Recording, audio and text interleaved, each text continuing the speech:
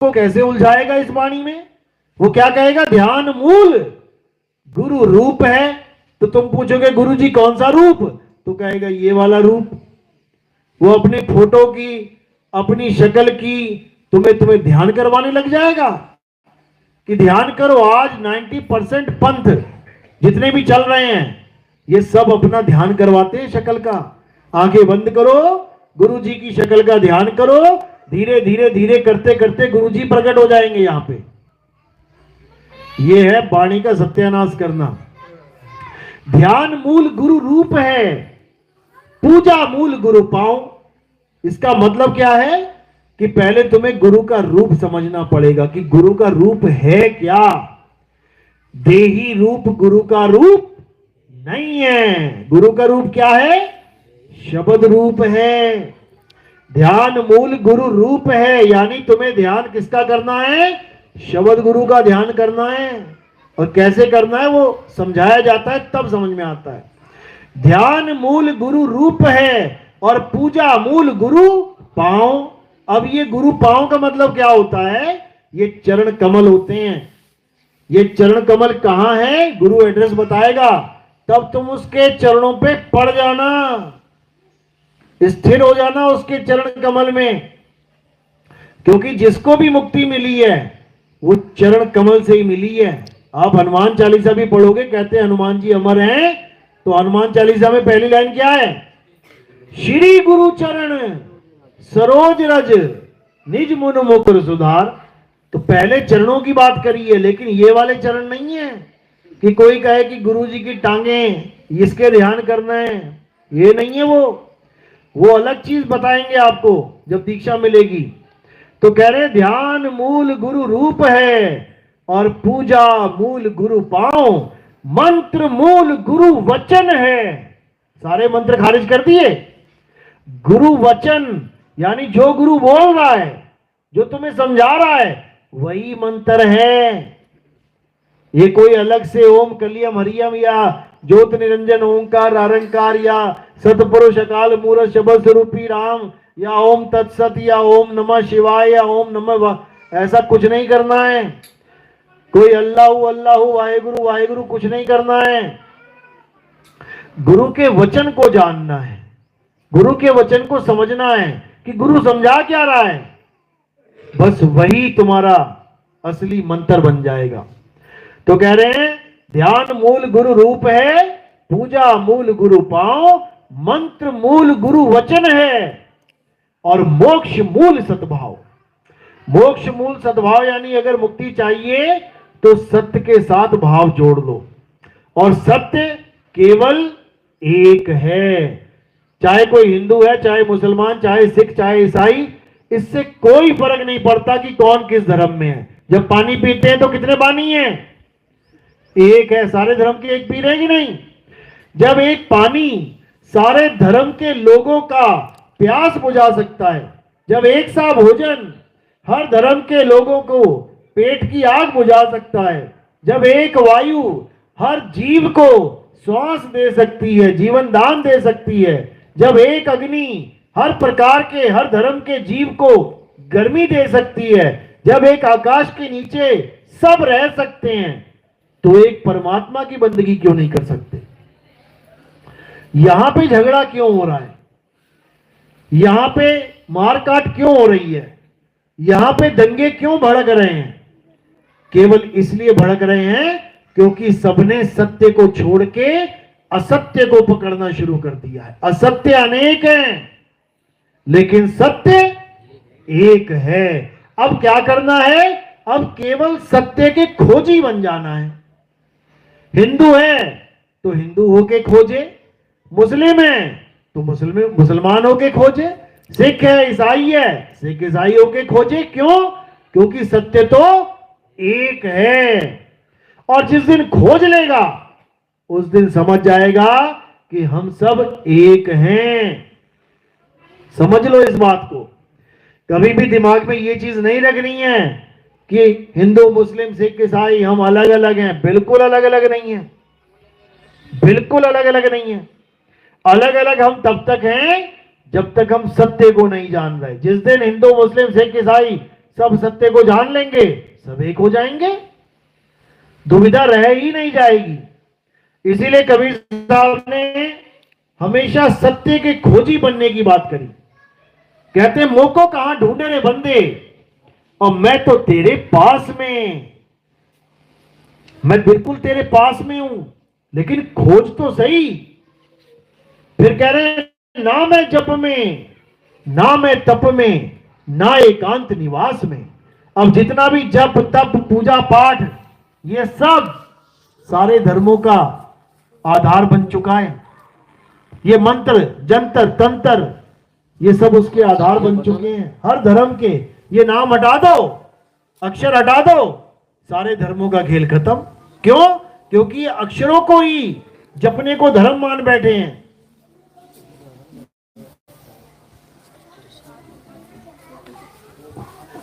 ये मंत्रों को जपने को धर्म मान बैठे हैं, ये अरदासें लगाने को धर्म मान बैठे हैं, ये चर्च में प्रेयर करने को धर्म मान बैठे हैं, ये नमाज पढ़ने को धर्म मान बैठे हैं। जबकि धर्म क्या है? अपनी आत्मा को जानना ही धर्म है, अपनी आत्मा में रमण करना ही धर्म है। अध्याय 3 17वां श्लोक यही बता रहा है कि हे अर्जुन, जो अपनी आत्मा में रमण करते हैं, जो अपनी आत्मा में तृप्त हैं, जो अपनी आत्मा में संतुष्ट हैं, संतुष्ट यानी जिसे अब और कुछ नहीं चाहिए, संतुष्ट हो गया। आप 5 रोटी खाते हो, उसके ऊपर एक भी नहीं खा सकते। 5 खाने के बाद कोई जबरदस्ती अगर आपको एक भी दे, आप क्या कहोगे? भैया संतुष्टि हो गई है, तृप्त हो गया हूं, अब मुझे और कुछ नहीं चाहिए।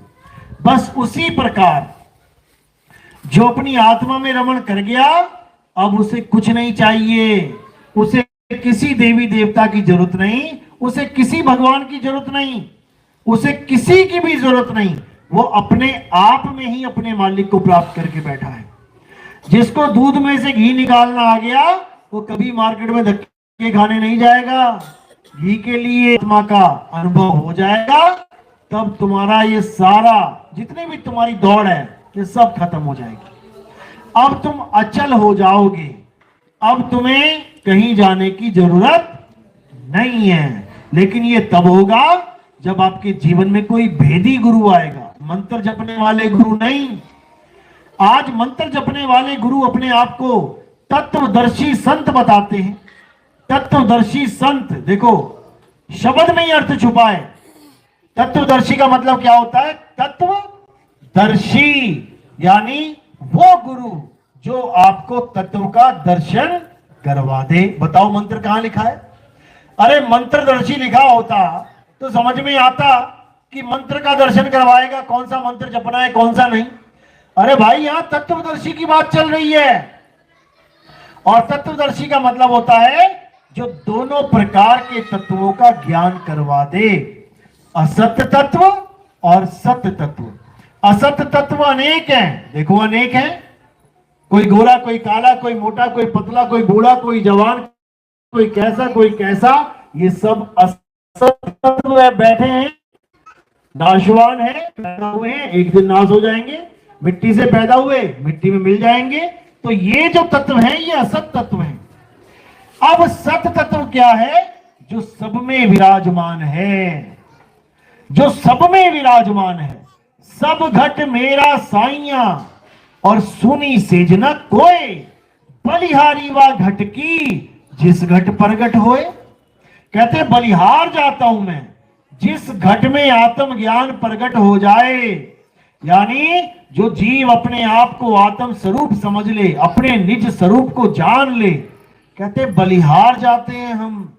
वही है असली भगत, सत्य का भगत, सच्चा भगत। बाकी सब माया के गुलाम हैं।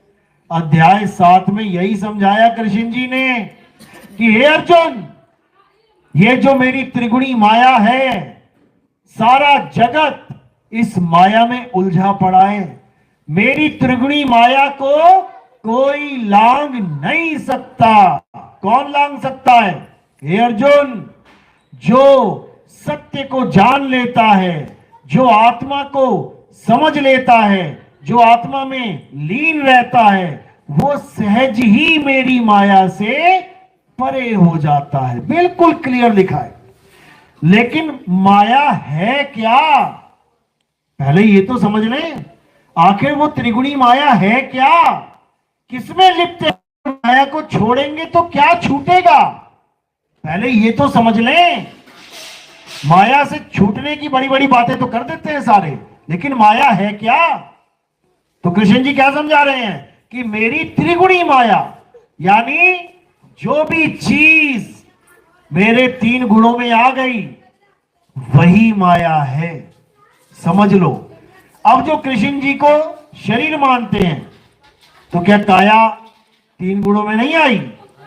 बिल्कुल आई, क्योंकि पल पल बदल रही है, बच्चे से बड़े हो रहे हैं, बदल रहे हैं, माया है, समझ लो। तो ये काया माया है। जो कृष्ण जी का नाम जप रहे हैं, क्या वो मंत्र, क्या वो नाम तीन गुणों से परे है? कोई भी नाम ले लो, हरे कृष्णा कैसे पैदा हुआ? अक्षरों से, अक्षरों से बनाए, और कहां खत्म हो जाएगा? अक्षर में ही खत्म हो जाएगा। हरे कृष्णा, तो हा से शुरू हुआ और ना पे खत्म हो गया, यानी माया है, त्रिगुणी माया है। कबीर ले लो, कबीर, का पे शुरू हुआ, रा पे खत्म हो गया। तो जो शुरू होए और खत्म हो जाए वो क्या है? माया है, समझ लो। वाहे गुरु, वहां पे शुरू हुआ, रू पे खत्म हो गया, ये नाम भी माया है। लेकिन जो असली वाहेगुरु का नाम है वो माया नहीं है, समझ लो। तो जो आंखों से दिखाई दे वो क्या है? माया है। जो दिखे सो माया। तो मंदिर दिख रहे हैं कि नहीं? माया है। मूर्ति दिख रही है कि नहीं? माया है। ये शरीर दिख रहा है कि नहीं?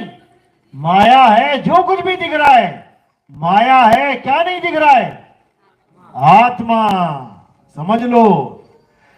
वही तुम्हें माया से परे करेगी जो नहीं दिख रही है। जब उसके ज्ञान में आ जाओगे फिर तुम भी यहां नहीं दिखोगे, तुम भी निकल लोगे यहां से। इसके अलावा और कोई चारा नहीं है। अगर दिखने दिखाने में फंस गए तो समझ लो कि माया का खेल चालू है।